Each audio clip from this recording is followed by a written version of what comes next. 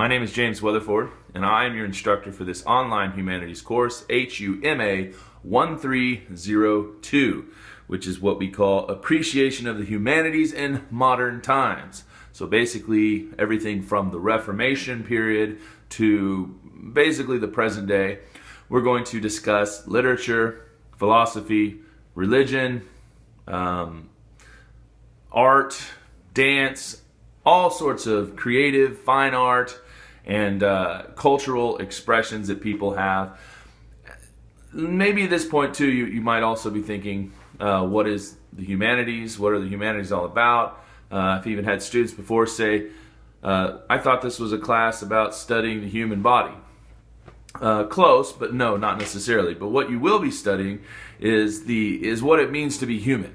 So the human experience, the human need to create, the human drive to understand the world and to create philosophy and to create religions and to have ideas and understandings to help us understand why we're here, what's the meaning of life, what does it mean to be human, what matters most in the human existence. And the humanities basically covers all of that. So you get a little bit of government in there, you get some philosophy, some religion, some literature, some aesthetic studies such as art, fine art, dance, you name it.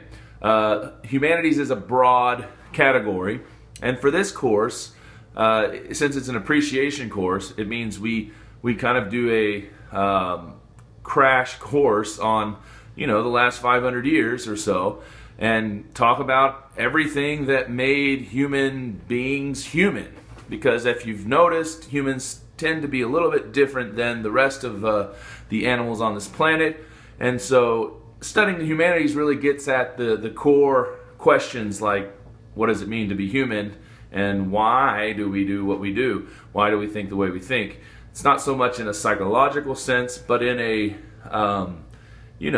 higher order of being. Not too many other animals on this planet sit around and ask the question, what's the meaning of life? Why am I here? Maybe they do. So far, we don't think they do. We have a higher level of consciousness. We have philosophers. I haven't seen any other philosophers among any other animals. Maybe that's because they're smart. I'm kidding. Philosophers are great.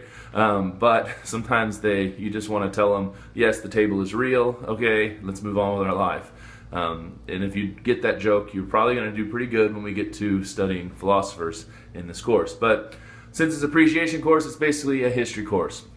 Although we do engage directly with the texts that are historical, we engage directly with the individual thinkers and what they had to say about certain topics and certain philosophies, and we talk about some artists and really amazing people that did some really amazing things, and they went down in history, often not really recognized until after their death.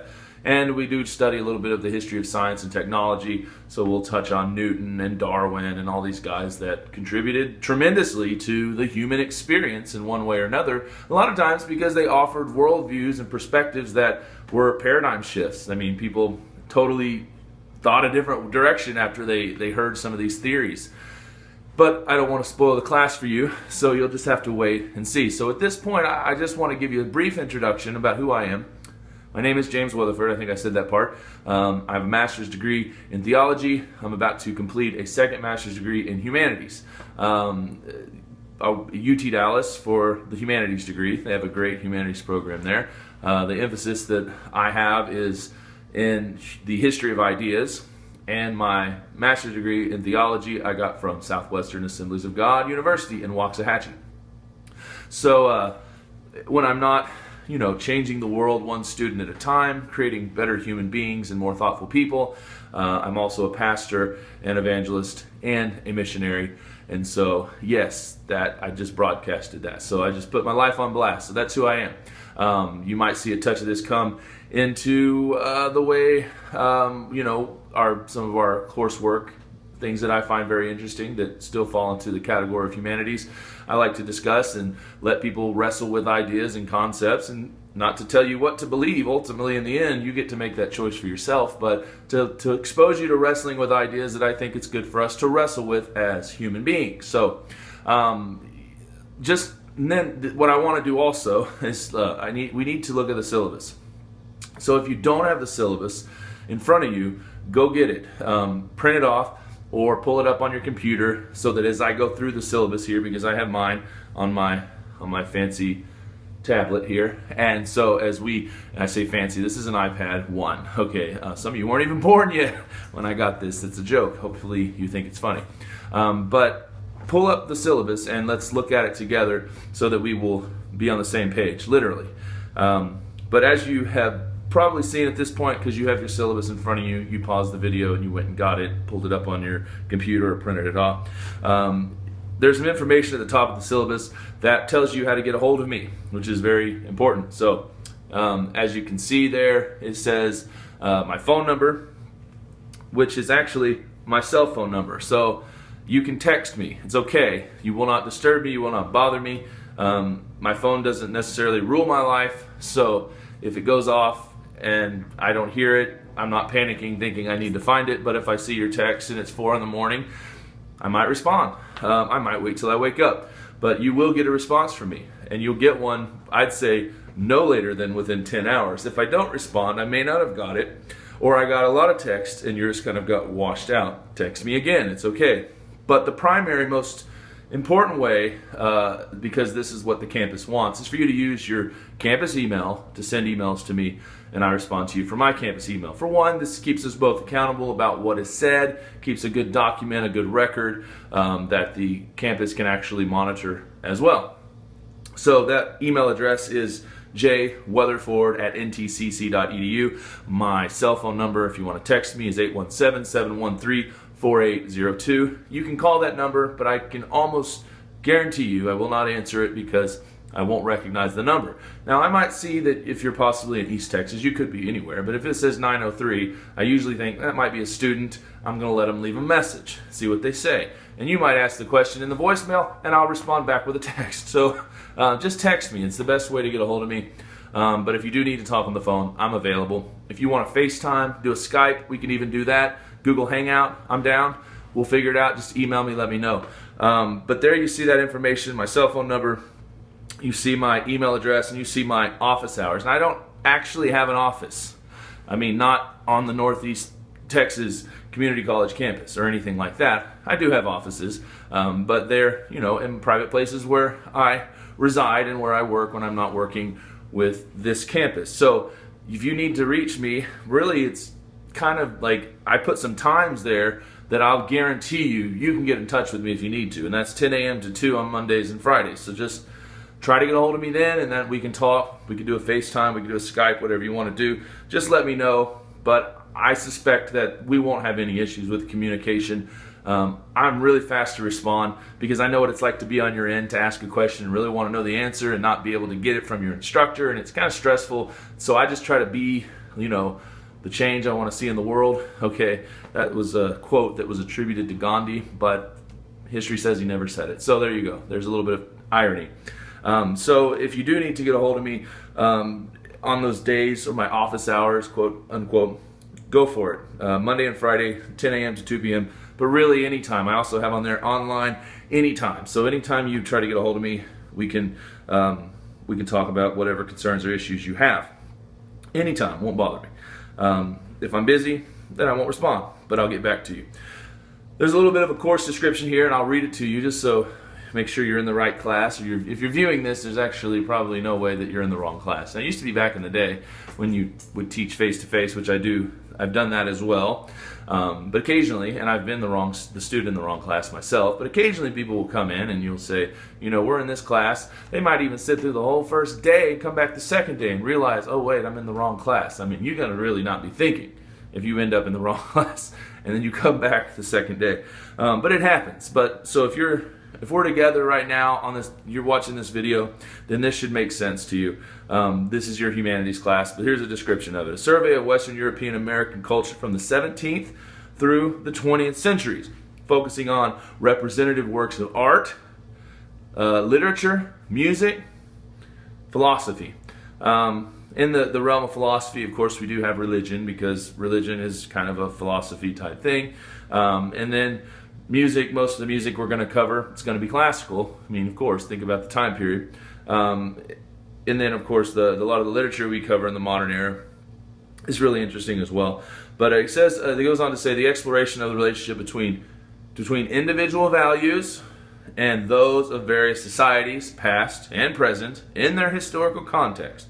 Participation in selected cultural events in art, music, and theater. Okay, and what that means is that last line there means you're going to do 2 fine arts exhibit visits, or you could go to a cultural sort of event too if you wanted. Just let me know what it is. But the easiest thing to do is to go to a museum, or go to a play, go to a recital, go to anything you might find on the campus there at Watley Center for the Performing Arts there on the campus at NTCC. Will qualify. Anything that they have in that place you can go to, and I'll accept it. But there's also in Longview, there is the Longview Museum of Fine Art. You can go there. If you also go to, let's see, UT Tyler has a performing arts program, so they've got a theater there. I don't know what's showing there. You got to look this stuff up online, but I've had students go there before. And then UT Commerce, or Texas A&M Commerce, they have of course, a fine arts program as well. So they've got stuff. So it's not impossible to find things in East Texas, but it's going to take a little bit of work on your part to find a place to go. You can always go to Dallas, which would be great. There's museums there, the Holocaust Museum. A lot of my students go to the Holocaust Museum and they write on that. And the essay part of this is actually the easy part. The hard part is getting to the place, the venue, and actually going and enjoying it, spending some time there, taking some notes, and then, just putting it on paper. The essay itself is like only a few hundred words, so don't even stress on that aspect of it. I will grade you very closely on format, so follow MLA. I've given you directions about that. And the most important part is that you send me some sort of evidence that you actually went, like a brochure, ticket stub, let's say a selfie of you standing at the, with the staff, the leading cast of the theater show you went to. I'm kidding. No, you could be at the front door and just have yourself there, like in front of the Performing Arts Center, and that's good enough for me. I think in the past students have kind of fudged it a little bit and they kind of made it up, didn't really go, took a selfie of themselves. So I prefer, if you cannot prove it with a ticket stub, if you cannot prove it with a brochure, if you cannot prove it with a program or something, or yourself like in front of, with your arm around the, the lead of the play, like if you can't actually prove it, then do the selfie. I guess fine, but I'll know if you lie to me. I'm kidding. I may not know, but I've actually caught people in lies before, and it's not fun because it's dishonest and it's plagiarism, and I didn't make up the rules for academia. They were already made up when I came along, and they say don't lie, don't cheat, don't steal. So there you go. Don't be dishonest in that, and you'll be fine. So you'll do 2 essays like that, short little 300-word write-ups about your experience there, and then you'll submit it with a ticket stub or brochure or something. And then we also do, we're going to write 3 critical response / summaries to 3 academic articles, and I'll tell you about that in a second. But as we go along here, you'll see the required text for this class is called The Humanistic Tradition, Volume 2. Technically, we're Volume 2, but I think you can get the whole thing, which is Volume 1 and 2 for the same. I don't know, don't quote me on that. But whenever you go to register, see what kind of options it gives you. You only need Volume 2. If it's cheaper, get that one. But you do have to have access to the ebook. If you don't have access to the ebook, you cannot do the activities on McGraw-Hill Connect, and you cannot read the ebook. But you might have a paper book, which will get you at least through the readings, but you can't do the assignments. And then there's reading quizzes on McGraw-Hill Connect as well. Whenever you log into Blackboard by going to ntcc.blackboard.com, when you find our course there, each module for the week will each module will have the days that we meet every single day, and then in those folders it will have links to McGraw-Hill Connect. So don't just go to McGraw-Hill Connect directly ever. There's no reason for you to do that. Always go through the linked assignments found in Blackboard. Trust me, because what will happen if you don't go through Blackboard, you'll think all the work you need to do is on McGraw-Hill Connect. You'll forget all about Blackboard, and you'll miss over 60% of your grade, which is going to be on Blackboard. So if you spend all your time on McGraw-Hill Connect, you might even be confused about what to do, and you'll start doing assignments in the ebook that weren't assigned, and then you've done all this extra work. So always start ntcc.blackboard.com, log into our course, and then navigate from there. The dates are clearly laid out. The due dates for everything are, well, let me put it this way. If it's assigned on a certain day for McGraw-Hill Connect, it's due that night at 11:59. No later than that. Midnight turns to the next day, it's late. So don't get behind. And also a side note, if you're going to work ahead, please don't just do all the work and then do your part of the discussion board and then just kick back and wait till the last week to look at your grade, because you're going to find out that your grade's low because you didn't participate in the discussion board. So please, please, please, please don't do that. And also, there's a lot of correspondence that I will do through Blackboard directly to you, so you'll be getting announcements on Blackboard and in your email. Always both happen. So check your email like obsessively. Don't wait. You have to check your email 3 times a day, I think. If you're an online student, you should be checking that thing 3 times a day, because the only way I have to contact you, I can't text you because I don't have your number, and I don't want your number, because we're going to use the email. So if I send you an email, it says everybody did this part of the assignment wrong, you have until noon tomorrow to make it right, or you all get zeros, and you don't check your email until 3 o'clock the next day, and you're going to say, why did I get a 0? I'll say, well, you should have checked your email, and then you could have avoided all this. So please keep your email right there, checking it every day, keep it handy, because that's how we'll correspond. But what I was saying was, all the assignments that you have on McGraw-Hill Connect, you will link to through Blackboard.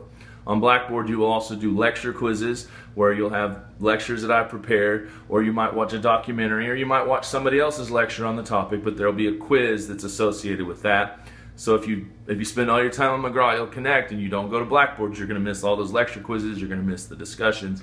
But every folder is laid out inside a module for each day, and you'll see, just go look at it. It's really straightforward. I work very hard to make this thing like not confusing. That's like my goal, is to present the class to where it's not overwhelming and confusing, because I've been on the other side of this thing, and I've had courses that were too hard. I couldn't figure out. I'm like, what are we supposed to be doing? Where are we at? And I've also included in the back of your syllabus a course plan that breaks it down, like, read this chapter, do this on Blackboard, do this on McGraw-Hill Connect, submit this essay on this day. I even put those in red for you, so you shouldn't be confused about the major assignments that are due.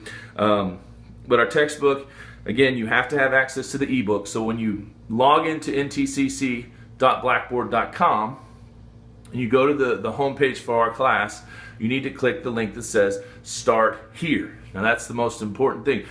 And what I've done this time is I've set apart these first 5 days to make sure everybody gets on the Blackboard and logs into the course, goes to the Start Here folder and does everything in that folder. There's a bullet pointed list or numbered list that says do this, and then it says you need to go to McGraw-Hill Connect and register. And so that's very important. You go and you register. Well, the reason I'm pausing and hesitating, because I was going to say, sometimes we have issues with, the course syncing with Blackboard. And a lot of times I think that's because students may have registered with one email address and then they try to register again with a different, but they already synced it up with a different email address, and it's a nightmare. So whatever email address you sync the course with, whatever you use, I say use your campus email always, always, always, or you're going to get synchronization issues where your grades are not going to show up in Blackboard, and it just makes a lot of extra work for me because I have to manually enter your grades. So please make sure you use your campus email to sign up for Blackboard, for McGraw-Hill Connect. So when you go in that Start Here folder, you're going to see a link to McGraw-Hill, and that's where you will purchase your registration code. That's even where you buy your book. So at this point, you may not have a paper book, and that's okay. Don't worry, because you're going to use the ebook anyway. But on your syllabus there, you'll see the book, what it's called, the author, Gloria K. Fierro. Yeah, let's see here. A little bit about the grading. I guess I'll tell you this too. The methods of assessments, which are what you're going to do in the class. You're going to take 3 exams. You're going to write 5 essays. You're going to do quizzes on McGraw-Hill Connect. And you're going to do activities on McGraw-Hill Connect. And then you're going to do 4 discussions. And that's all we're going to do in the class. And the way that's going to break down in percentage, which is very important, because a lot of people they miss this part.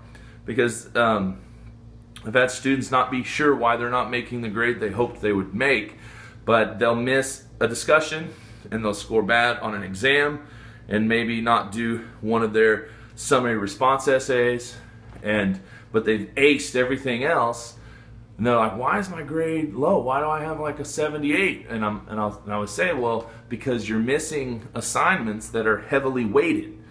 And so if you only have 4 assignments in a category that, you know, sums up 15% of your overall grade, missing 1 is like missing 3 points of your whole average. You see what I'm saying? So same thing goes with the fine arts events. There's only 2 of them. So literally 1 of those papers is 10 points of your overall grade. So if you didn't do it and you aced everything else, you couldn't possibly make more than a 90 in the class.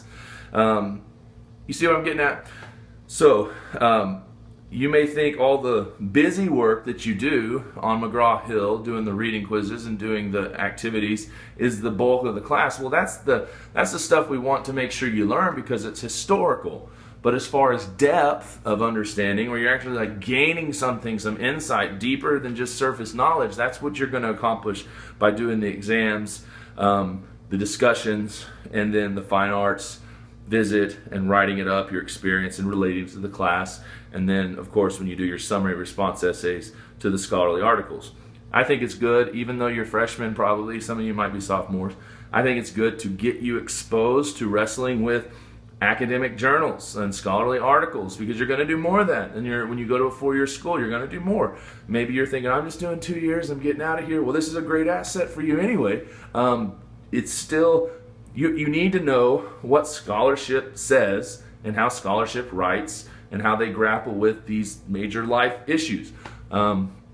You know, the world doesn't really necessarily rest on the back of scholars, but we would live in a different kind of world if there were not people who were dedicated to scholarly interest and making sure that facts and truth is you know, hammered out. We have evidence for the things we say happened or didn't happen or whatever. So I think it's important. So let me give you a few dates that are important.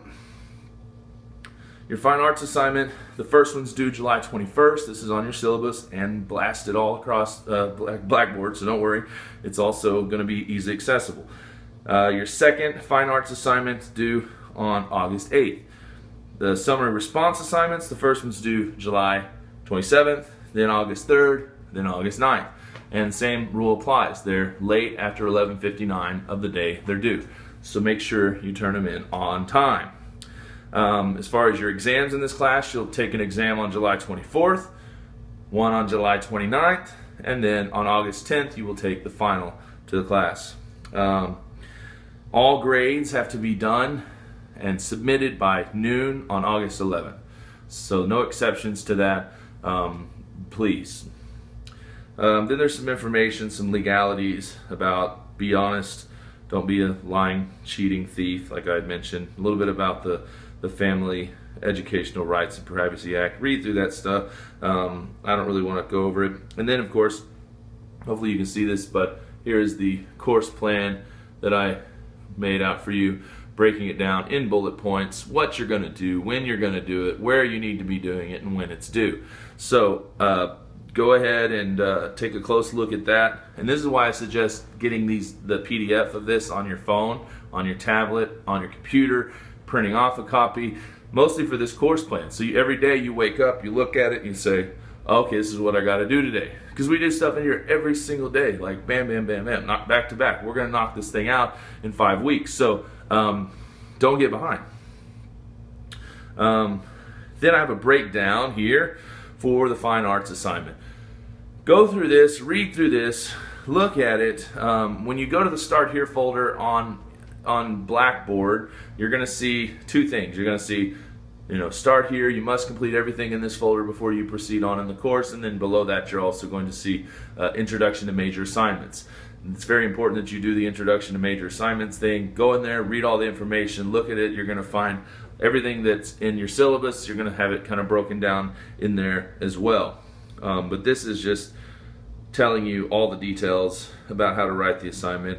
I basically give you the outline. I give you exactly what I'm looking for. It's very simple, very straightforward. But I do want you to follow directions. You do have to meet the 300 word minimum, and you do have to write an MLA. If you don't know what that means, follow the link that you can find right here on the guidelines to the fine arts assignment up here at the top, and it'll take you to a website called OWL Purdue, which is the online writing lab for Purdue University, and they have a very thorough explanation of the MLA style manual, which is what I want you to follow when you write your papers. It's going to tell you how to do your margins, size 12 font, double spaced, Times New Roman, but it's also going to have sample paper. So if you don't know what it should look like, pull up the sample paper, look at it, then you'll know. The other thing about that I want to make sure is clearly emphasized on the MLA thing is you have to have a header with your last name and the page number. Most people forget that part, and it needs to be the same font as the body. Just a small thing. I'll mark off every time for that. But please, one of my other jobs that I do, I work in a writing center at a college, and so all day long I deal with this issue. Students come in and they need help trying to decipher and understand how to do MLA at APA in Chicago and Turabian. So I know the ins and outs of it, and so I'm going to hold your feet to the flame as well. Really press you to follow those rules because they're academic standards. It's just what people use. It's how they do it. I didn't invent that. That's the way academia was when I got here. Then there's a breakdown of what the critical response is. And the way we're going to do that is there's a folder on Blackboard that has a link to a Dropbox folder that I've created that has a bunch of articles that I selected. So I've even made it easy on you. Most of them are totally selected at random. No real reason. I just found them and I was like, that sounds cool. And I grab them. So I just put them in there because I know they connect to stuff we talk about in the class. And if you get lucky, you might even find one that was assigned for you to read in the course, and you're free to use that as one to respond to. And one thing, though, is you get to give a little bit of analysis and you get to give a response. And so you are free to disagree, but not just without giving any basis for what you disagree. Sometimes you read an article and you're like, I don't think that's true, or I think that the author was wrong about this, or this other guy says this. You're free to wrestle with these ideas as much as you want. I'm not trying to indoctrinate you with them, honestly. That's what's out there. Read it, wrestle with it, come up with your own response to it. Yours has to be rooted in something factual, which they are claiming their idea and argument is rooted in something factual. You are free to contend with their idea. That's what scholars do. And so you may not consider yourself to be a scholar per se, but you're taking my class, and so we're going to pretend you're scholars and you're wrestling with these ideas. You're coming up with thoughts and responses to what's being said out there. All right. Really, the most important thing also on the bottom of this is a rubric to the explanation. After the explanation, the last page you'll find is a breakdown for exactly how I want you to do set up your paper. See how I've got the last name and the page number, and then you've got the bibliographic information, double spaced consistently throughout. That's exactly what I'm looking for. I make this real easy on you, trust me, because you're going to get professors, though, in the future. They're just going to throw you to the wolves, and they're going to say, go for it, write a paper, follow these rules, and if you don't do it right, you're going to lose points, and I'm not going to let you make it up. Oh, they're hardcore. So I'm helping you because we are, this is a 1301 class, it's introduction. So, all right, I think that covers just about everything I hope to cover in this introduction. So if you need to get a hold of me, you can text me 817-713-4802, email me jweatherford@ntcc.edu. I look forward to our discussions and reading your responses to things and your papers and your fine arts visits and all that stuff. If you need me, you know how to get a hold of me.